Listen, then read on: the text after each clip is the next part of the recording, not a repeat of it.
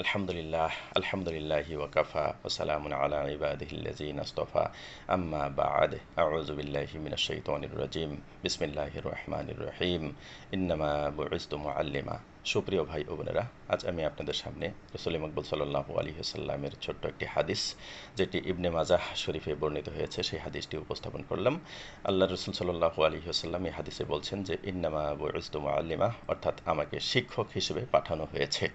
রসুল্লাহ সাল্লাল্লাহু আলাইহি ওয়াসাল্লামকে মহান আল্লাহ তাআলা পৃথিবীবাসীর জন্য শিক্ষক হিসেবে প্রেরণ করেছেন। এই জন্য রসুল্লাহ সাল্লাল্লাহু আলাইহি ওয়াসাল্লাম বিশেষ করে তার নবুওয়াতি জীবনে দীর্ঘ 23 বছরে যে আদর্শ রেখে গেছেন, অর্থাৎ সাহাবী আজমাইনদের তিনি যে মায়া মমতা দিয়ে দরদ দিয়ে শিখিয়েছেন, সেই আদর্শ, সেই নমুনা যদি আমরা অনুসরণ করি, তাহলে আমরা শিক্ষকতা পেশায় যারা আছি আমরা অবশ্যই সর্বোচ্চ সাফল্য অর্জন করতে পারবো, এতে কোনো সন্দেহ নেই। প্রখ্যাত সাহাবী মুয়াবিয়া ইবনুল হাকাম আসসুলামি রসুল্লাহ সাল্লাল্লাহু আলাইহি ওয়াসাল্লামকে বললেন, রসুল সাল্লাল্লাহু আলাইহি ওয়াসাল্লাম সম্পর্কে বলেন যে আমি তার পূর্বে ও পরে তার চেয়ে সুন্দর শিক্ষাদানকারী শিক্ষক আর দেখিনি। মহান আল্লাহ তাআলার কসম, তিনি আমাকে কখনো বকাবকি করেননি, মারেননি এবং গালমন্দও করেননি। এটি মুসলিম শরীফের হাদিস।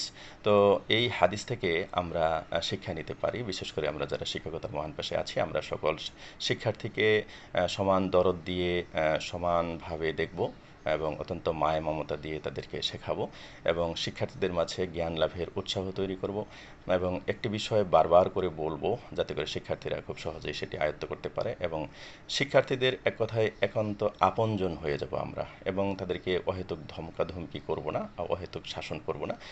সত্যিকার অর্থে একজন শিক্ষক হিসেবে আমি এই প্রায় দীর্ঘ 23-24 বছর ধরে শিক্ষকতার মহান পেশায় নিয়োজিত আছি। তো আমি দেখেছি যে শিক্ষার্থীদেরকে আসলে বর্তমান সময়ে তাদের যে মন মানসিকতা, তাতে তাদেরকে প্রহার করে অথবা তাদের সাথে কোনো ধরনের নির্মমতা প্রদর্শন করে কিন্তু কোনো কিছু অর্জন করানো যায় না। আমি দেখেছি যে তাদেরকে আদর করে, যত্ন করে, মায়া মমতা দিয়ে বুঝিয়ে বললে তারা কিন্তু খুব সহজেই সেই বিষয়টিকে সানন্দে গ্রহণ করে এবং আমরা যা কিছু শেখাতে চাই সেগুলো কিন্তু তারা অর্জন করে। তো সেই জন্য আমরা যদি রাসূলুল্লাহ সাল্লাল্লাহু আলাইহি ওয়াসাল্লাম যেরকম সাহাবী আজমাইনদের মায়া মমতা দিয়ে শিখিয়েছেন, আমরা শিক্ষকরাও যদি আমাদের শিক্ষার্থীদেরকে সেইভাবে মায়া মমতা দরদ দিয়ে শেখাই এবং দায়িত্বশীলতা, আমানতদারিতা পালন করি, সকলের প্রতি সমান দৃষ্টি রাখি, তাহলে অবশ্যই আমরা শিক্ষক হিসেবে সাফল্য অর্জন করতে পারবো এবং এই পৃথিবীর শ্রেষ্ঠ পেশা, এই শিক্ষকতার যে সুমহান মর্যাদা, সেটি আমরা সমুন্নত রাখতে পারবো।